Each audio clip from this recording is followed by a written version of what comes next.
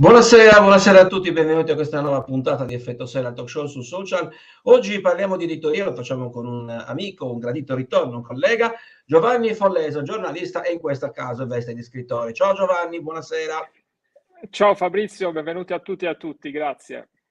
Allora, Giovanni ritorna dopo un po' di tempo perché è uscito da pochissimo, se non ricordo male, più o meno a fine di febbraio, quindi siamo davvero poco fa, con il nuovo romanzo, che è un romanzo, diciamo, arcobaleno, ecco, dal titolo We Are Family, storie di unioni civili, pubblicato editore, casa editrice Janus.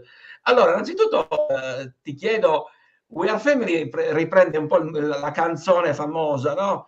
We Are Family delle Sister Sledge degli anni 70.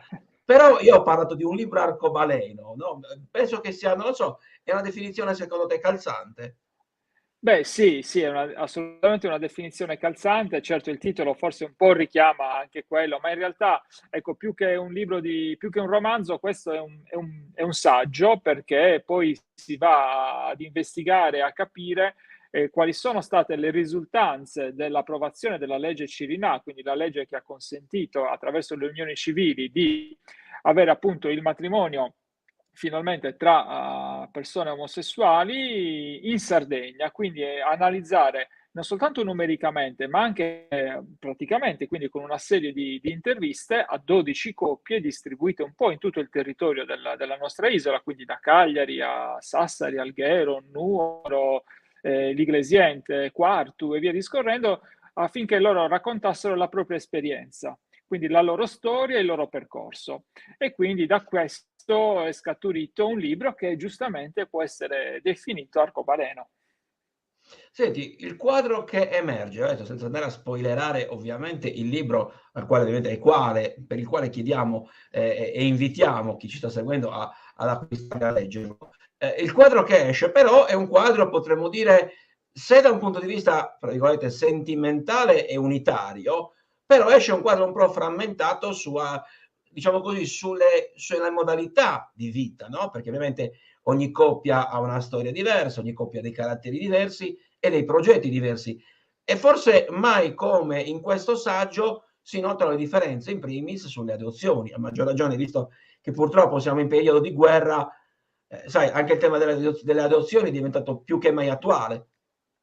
Beh, diciamo così che il tema delle adozioni è sicuramente un tema sentito per tutte le famiglie, a maggior ragione anche per le famiglie che finalmente sono potute nascere attraverso i matrimoni definiti dalla legge Cirinà.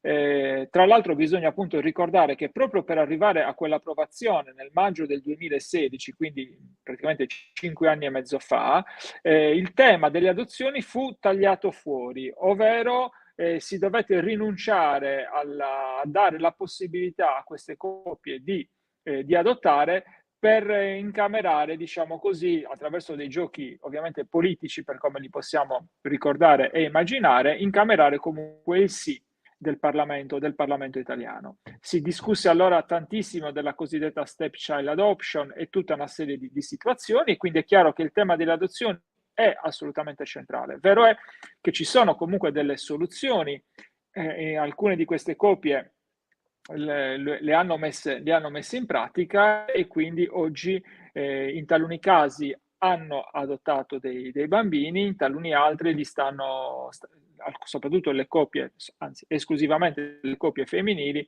attraverso appunto alcuni percorsi stanno per diventare o sono già mamme. Quello che mi ha colpito in questo quadro, in queste 12 interviste, è il fatto che ci sono alcune coppie che storicamente stanno insieme da tanto tempo e non hanno avuto il bisogno di avere, come posso dire, una firma, no, giuridica per riconoscere di fatto l'unione civile. Ecco, la legge Cirinnà, secondo te, e anche alla luce appunto delle interviste che sono state messe nel libro, è un punto di arrivo o un punto di partenza?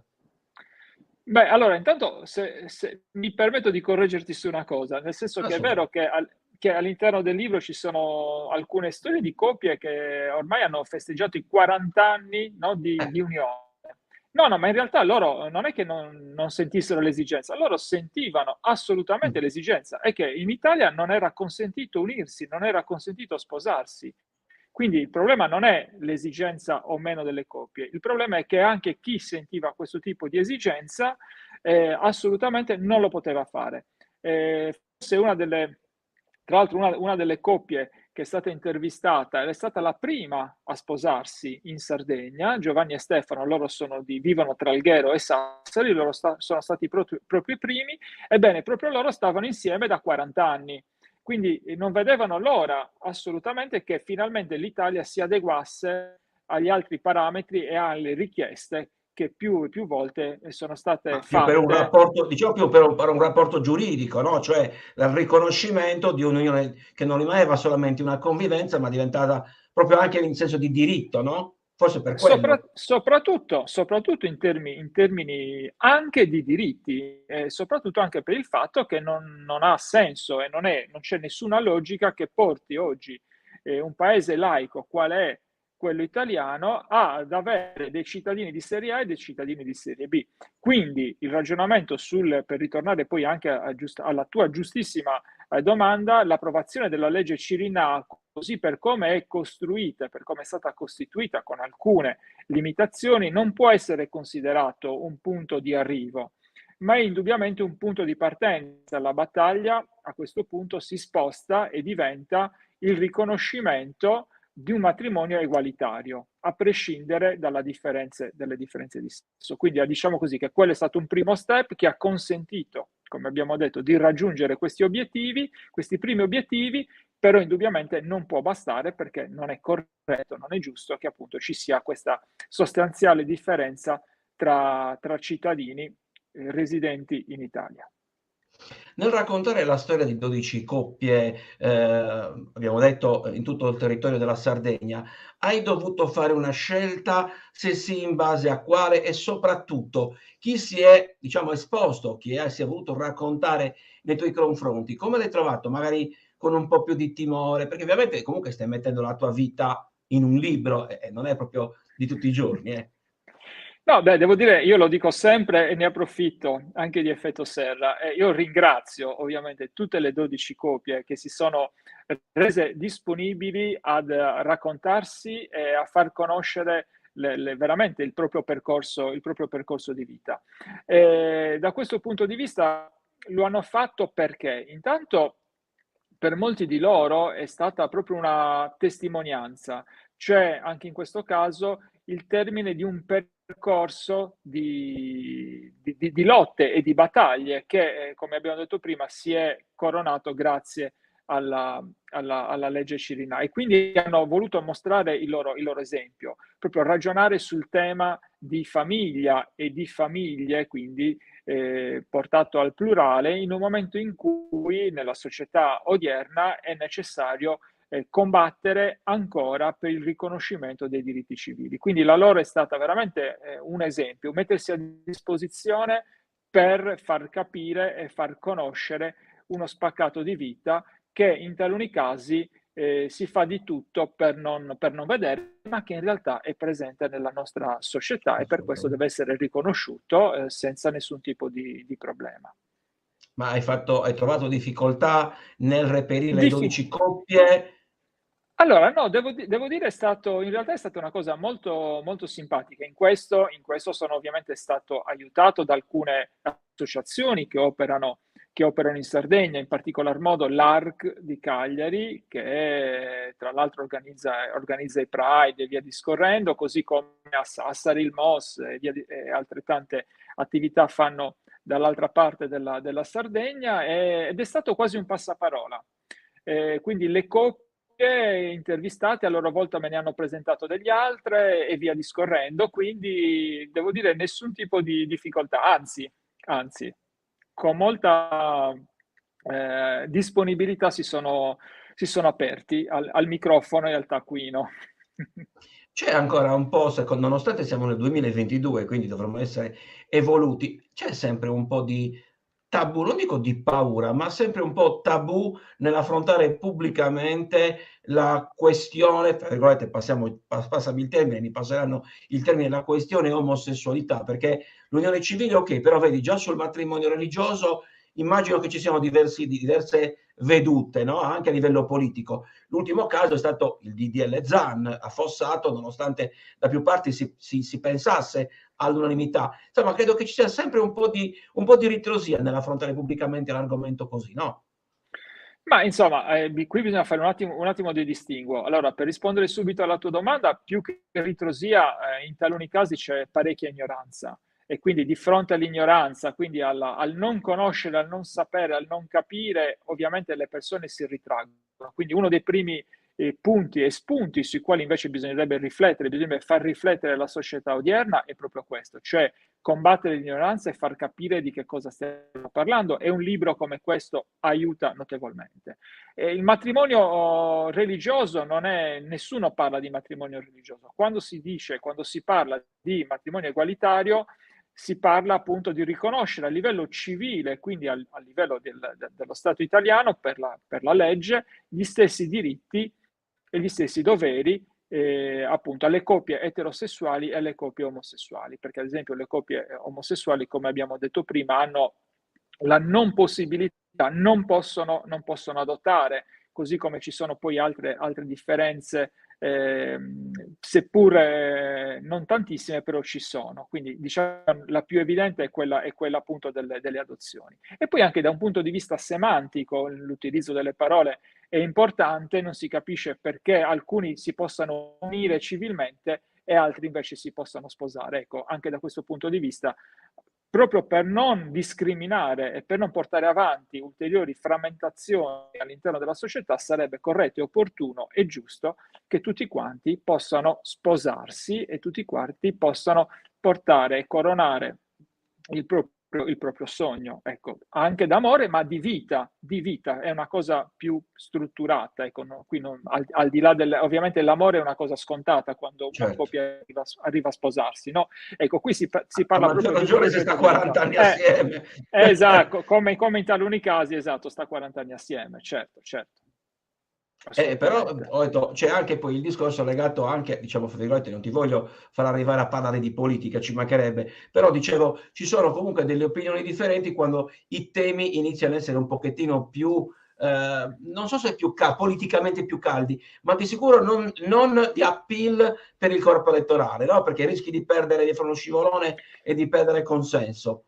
Ma sai, il DDL Zan che è stato affossato nell'ottobre dello scorso anno, era proprio, sì, ottobre del 2021 se non ricordo male, è stato indubbiamente un capitolo nero della pagina politica italiana, ma per tanti motivi. Intanto perché probabilmente si sono giocate partite politiche sulla pelle di una parte dei cittadini, e quindi si sono contate le forze parlamentari anche in vista di quella che poi è stata la non elezione del capo dello Stato, perché poi abbiamo riconfermato il presidente Mattarella. Certo, assolutamente. Quindi intanto quello. E poi dall'altra parte, devo dire, è stato assolutamente ignobile lo spettacolo al quale abbiamo assistito nel momento in cui il DDL Zan è stato affossato, perché abbiamo visto appunto urla da stadio, applausi, ghigni e via discorrendo. Ecco, credo che i diritti civili, ma in generale i diritti umanitari, anche perché lo riferisco anche a quello che sta succedendo in questo periodo, quindi alla guerra della Russia contro l'Ucraina, assolutamente ci dovrebbero far capire che c'è veramente poco da essere felici quando si va contro le persone, contro l'individuo. Quindi su questo la politica dovrebbe fare una grande riflessione, e poi in realtà credo esattamente il contrario oggi, che non sia più tanto politicamente appagante in termini di voti il discriminare il prossimo. E credo che di alcuni di questi, diciamo così, comportamenti, tra un annetto, quando si voterà di nuovo per il rinnovo del Parlamento, qualcuno pagherà sicuramente il conto. Beh, assolutamente, ricordiamo addirittura affossato con voto segreto, quindi non è che tutti proprio si siano Certo, presi la certo. responsabilità pubblica di dire voto a favore o voto contro. Anche questo sicuramente, se la memoria esiste, qualcuno dovrà poi renderne conto. Giovanni, rispetto ai romanzi e ai libri che hai scritto, questo, a parte il tema che ne abbiamo affrontato, in che cosa è stato più dove hai trovato più difficoltà nello scrivere? Perché, ripeto, sai, un romanzo tu, diciamo, inventi una storia, no? Quindi magari anche riferita a te stesso, comunque, cioè hai un canovaccio. Qui andavi al buio perché incontravi delle persone e loro ti mettevano sul piatto le loro storie. Quindi avevi, diciamo così, un menù su quale, degli ingredienti sul quale tu dovevi costruire la tua pietanza. Sì, questo indubbiamente. Non so se sia più facile, più difficile. Ovviamente, diciamo così, c'era comunque un canovaccio, nel senso che io ho seguito con loro un percorso, quindi di domande, di intervista, che poi è diventata una narrazione, è diventato appunto un racconto vero e proprio. Poi sai, alla fine anche i libri di narrativa il più delle volte si ispirano a dei fatti realmente accaduti, magari ad una passione dell'autore, ad un tema che sta particolarmente a cuore allo scrittore. In questo caso sono andato direttamente alla fonte, cioè nel senso sono andato direttamente a trovarle queste storie attraverso il racconto di queste persone, di queste 12 coppie, che ripeto, inizialmente erano persone per me sconosciute, mi ha aperto casa e quindi questo, e invece con le quali adesso siamo diventati amici, quindi questo insomma fa capire che il percorso è stato quello giusto. Percorso condiviso.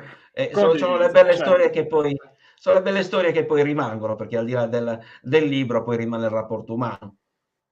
Certo, rimane il rapporto umano e poi rimane un libro che alla fine vuole essere veramente un esempio da questo punto di vista. Faccio vedere la copertina, così magari qualcuno Certo. la riconosce. Ecco, vuole essere proprio un esempio da far leggere alle famiglie, alle altre famiglie, per capire, far capire, far conoscere anche altre famiglie e riscontrare che poi alla fine ci sono moltissimi punti in comune, chiaramente, che sono la base di questo istituto della nostra società, che è la famiglia, appunto. Giovanni, siamo in chiusura. Faccio la domanda Sì. perché ovviamente quella sui sogni nel cassetto te l'avevo già fatta un parecchie puntate fa, però ti chiedo, tu stai girando la Sardegna da tempo per la presentazione del libro, per fortuna, visto che il periodo scorso eravamo in piena pandemia ed era tutto bloccato. Quindi, che programmi hai per il futuro per la presentazione del libro? Immagino qualche reading, qualche altra iniziativa.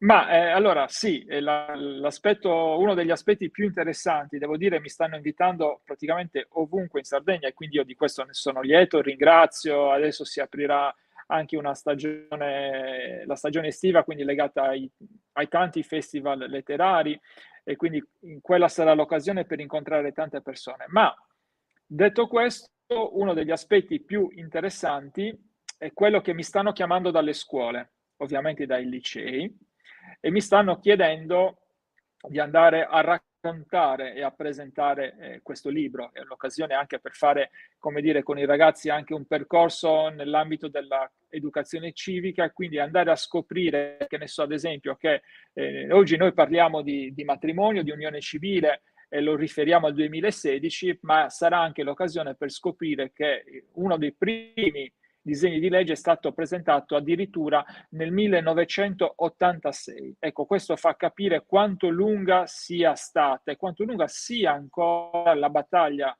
in Italia per i diritti civili. Ecco. E quindi ecco, la presenza nelle scuole indubbiamente è quella che in un certo qual modo assume un significato e un'importanza decisamente particolari. Giovanni, perfetto, allora sicuramente ci ritroveremo e seguiremo il tuo percorso professionale. Ricordo ancora una volta il libro di Giovanni Follesa, We Are Family, Storie di unioni civili, pubblicato da Janus Editore, lo trovate ovviamente nelle librerie e lo trovate anche online, come sempre. Giovanni, Esatto. in bocca al lupo, Viva il lupo, grazie Fabrizio. ci vediamo presto, grazie ovviamente a tutte le persone come Grazie. sempre che ci hanno seguito, chiedo di cliccare mi piace, di condividere questa intervista, ci vediamo al prossimo appuntamento, sempre Effetto Serra, il talk show su social. Ancora grazie Giovanni, grazie a tutti e buona Grazie, serata. grazie a tutti, ciao.